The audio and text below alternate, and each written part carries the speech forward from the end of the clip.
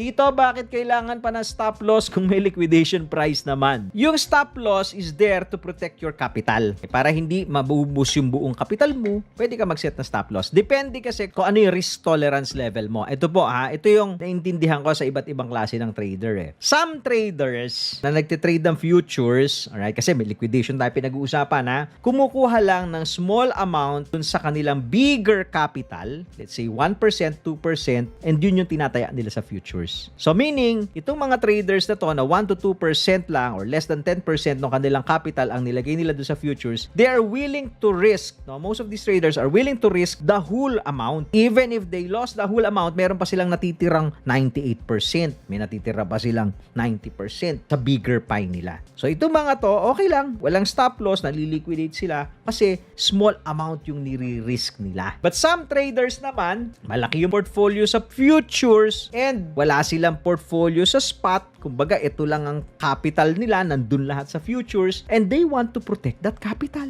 Kaya sila nagsiset ng stop loss. Pag na-invalidate na yung idea nila, they set stop loss. Kasi kung hindi, maubos yung buong capital nila. Wala na silang paghuhugutan. So ngayon, depende kung anong klase yung pag-structure mo ng risk mo doon sa portfolio mo So it's up to you. Again, kung hindi mo ma-determine kung ano nga ba, sa stop loss ba ako, or hahayaan ko na lang ma-liquidate, kung hindi mo yan ma-determine, wag ka munang mag-trade ng totoong pera. Use a demo account.